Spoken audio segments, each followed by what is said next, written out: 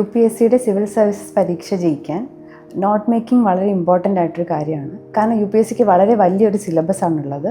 ആ സിലബസിനെ നമുക്ക് ഓർക്കാനും പരീക്ഷയ്ക്ക് എഴുതാനും ഉപയോഗിക്കുന്ന രീതിയിൽ ചെറുതാക്കി പല പ്രാവശ്യം റിവിഷൻ ചെയ്യണമെങ്കിൽ നോട്ട്സ് വളരെ ഇമ്പോർട്ടൻ്റ് ആണ്.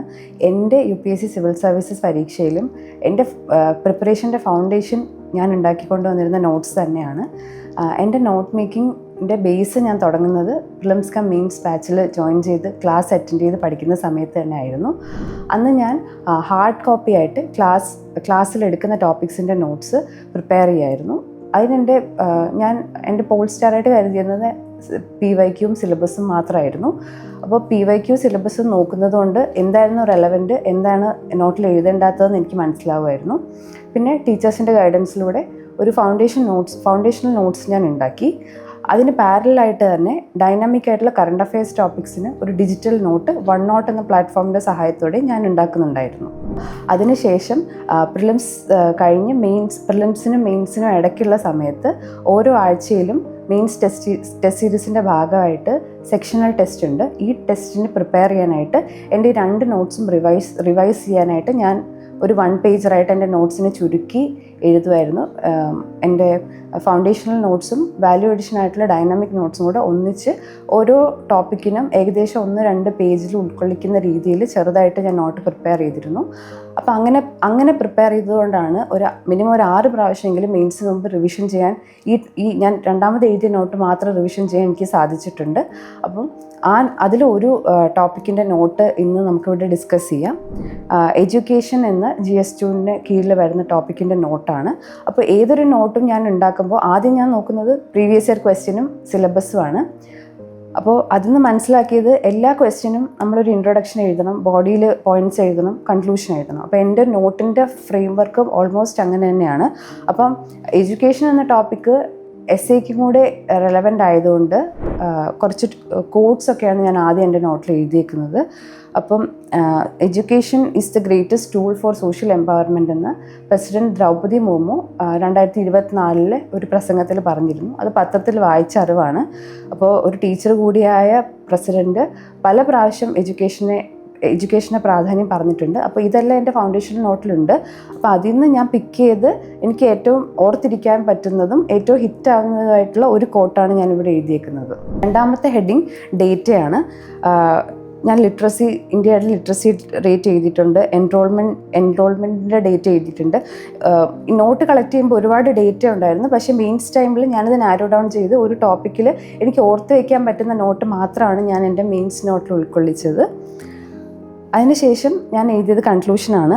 ഇപ്പോൾ കൺക്ലൂഷൻ ഞാൻ ഇൻട്രോയുടെ കൂടെ തന്നെ ഫസ്റ്റ് പേജിൽ തന്നെ എഴുതും. കാരണം അത് മറന്നു പോകാതിരിക്കാനാണ്. ആൻസർ എഴുതി വരുമ്പോൾ ഒന്നും കിട്ടിയില്ലെങ്കിൽ ടൈം അവിടെ വേസ്റ്റ് ചെയ്യാതിരിക്കാൻ വേണ്ടി ഞാനൊരു കൺക്ലൂഷൻ ഓൾറെഡി പ്രിപ്പയർ ചെയ്തു. പിന്നെ എല്ലാ നോട്ടിലും എന്ന പോലെ എഡ്യൂക്കേഷൻ സെക്ടർ ഫേസ് ചെയ്യുന്ന ചലഞ്ചസ്, അതിൻ്റെ സൊല്യൂഷനാണ് എൻ്റെ നോട്ടിൻ്റെ അടുത്ത ഭാഗങ്ങൾ. ഇപ്പോൾ ചലഞ്ചസ് ഞാൻ എഴുതുമ്പോൾ ഓരോ ഏരിയയിലെ ചലഞ്ചസ്, ഇപ്പം UPSC എപ്പോഴും ചോദിക്കുമ്പോൾ എഡ്യൂക്കേഷൻ വളരെ ബ്രോഡായിട്ട് ചോദിക്കില്ല. ചിലപ്പോൾ എഡ്യൂക്കേഷനിലെ ക്വാളിറ്റി ഇഷ്യൂസ് ആയിരിക്കും ചോദിക്കുന്നത്, അല്ലെങ്കിൽ എഡ്യൂക്കേഷൻ കൊമേഴ്ഷ്യലൈസ്ഡ് ആവുന്നതിൻ്റെ ഇഷ്യൂസ് ആയിരിക്കും ചോദിക്കുന്നത്. അപ്പോൾ ഓരോ ഡയമെൻഷനിലെ ചലഞ്ചസ് ആണ് ഞാൻ എഴുതിയേക്കുന്നത്. ഇപ്പോൾ ക്വാളിറ്റി ഇഷ്യൂസിൽ ഞാൻ ഏസർ റിപ്പോർട്ടാണ് കോട്ട് ചെയ്തേക്കുന്നത്. അപ്പോൾ എൻ്റെ ഒരു ബോഡിയിൽ മെയിൻസ് ആൻസറിൽ എഴുതാൻ ഉദ്ദേശിക്കുന്ന ഒരു ബോഡി പോയിൻ്റ് സബ്സ്റ്റാൻഷിയേറ്റ് ചെയ്യാൻ ഞാനൊരു ഓതൻറ്റിക് ആയിട്ടൊരു ഡേറ്റ അല്ലെങ്കിൽ ഒരു എക്സാമ്പിൾ എപ്പോഴും ഞാൻ കരുതിയിരുന്നു. അങ്ങനത്തെ എക്സാമ്പിൾസ് മാത്രമാണ്, വെറും ഒരു 1 വേർഡ് അല്ലെങ്കിൽ 2 വേർഡ്സ് മാത്രമാണ് എൻ്റെ ഓരോ പോയിൻറ്റ്സ്. പിന്നെ അടുത്തത് ഞാൻ എഴുതിയിരിക്കുന്നത് സൊല്യൂഷൻസ് ആണ്. ഈ ഓരോ ഇഷ്യൂസിനുള്ള സൊല്യൂഷൻസ് ആണ് പ്രത്യേകിച്ച് എഴുതിയിരിക്കുന്നത്. ഇപ്പോൾ ക്വാളിറ്റി എന്നൊരു ഇഷ്യൂ ഞാൻ ഒരു ചലഞ്ചായിട്ട് എഴുതി. അതിൻ്റെ സൊല്യൂഷനായിട്ട് ഞാൻ എഴുതിയേക്കുന്നത് ഇപ്പം ലേറ്റസ്റ്റ് ആയിട്ട് വന്ന PM ശ്രീ സ്കീമാണ്. അങ്ങനെ ഒരുപാട് സ്കീംസും പ്രോഗ്രാംസും എക്സാമ്പിൾസും ആണ് എൻ്റെ നോട്ടിലുള്ളത്. അപ്പം ഇങ്ങനെ എഴുതി ഒരു സ്ഥലത്തും ഉണ്ടായതുകൊണ്ട് എനിക്ക് മൾട്ടിപ്പിൾ ടൈംസ് റിവിഷൻ ചെയ്യാൻ പറ്റി, ഓർത്തെടുക്കാൻ പറ്റി. ഈവൻ മെയിൻസ് ടെസ്റ്റ് സീരീസിൻ്റെ സമയത്ത് എഡ്യൂക്കേഷനെ കുറിച്ചൊരു എസ്സേ എഴുതാനുണ്ടായിരുന്നു. അപ്പോഴും എനിക്ക് കോൺഫിഡൻ്റ് ആയിട്ട് എസ്സേ സബ്ജക്റ്റ് ചൂസ് ചെയ്യാൻ പറ്റിയത് ഇങ്ങനെ ഒരു നോട്ട് എൻ്റെ കയ്യിലുള്ളത് കൊണ്ടാണ്. ഇഷ്യൂസും അതിൻ്റെ സൊല്യൂഷനും കഴിഞ്ഞാൽ പിന്നെ ഉണ്ടാകുന്ന കുറച്ച് ബെസ്റ്റ് പ്രാക്ടീസ് ആയിരിക്കും, അല്ലെങ്കിൽ ഗവൺമെൻറ് സ്കീംസ് ആയിരിക്കും. ഇപ്പോൾ ഇവിടെ സൊല്യൂഷനിൽ ഓൾറെഡി ഗവൺമെൻറ് സ്കീംസ് ഒക്കെ ഇൻക്ലൂഡ് ചെയ്തുകൊണ്ട് കുറച്ച് ബെസ്റ്റ് പ്രാക്ടീസാണ് പിന്നെ എൻ്റെ നോട്ടിലുള്ളത്. അത് പത്രം വായിച്ച സമയത്ത് കിട്ടിയ കുറച്ച് കാര്യങ്ങളാണ്. ഇപ്പം ഡൽഹി ഹാപ്പിനെസ് കരിക്കുലം, അല്ലെങ്കിൽ international school of peace and happiness in Assam, അങ്ങനത്തെ കുറച്ച് ബെസ്റ്റ് കാര്യങ്ങൾ. പിന്നെ ഒഡീഷ ആദർശ് വിദ്യാലയ ഫോർ ഇൻക്ലൂസീവ് പബ്ലിക് എഡ്യൂക്കേഷൻ. അപ്പോൾ ഇങ്ങനത്തെ കുറച്ച് പോയിൻറ്റ്സ് മാത്രമാണ് ഇതിലുള്ളത്. പിന്നെ എഡ്യൂക്കേഷനും ആയതുകൊണ്ടും NEP വളരെ ഇമ്പോർട്ടൻ്റ് ആയതുകൊണ്ടും പിന്നെ എൻ്റെ ഈ നോട്ടിലുള്ളത് നാഷണൽ എഡ്യൂക്കേഷൻ പോളിസി, അതിൻ്റെ പ്രൊവിഷൻസുമാണ്. അതിൻ്റെ ഒരു ചെറിയ ഹിസ്റ്ററിയൊക്കെയാണ്.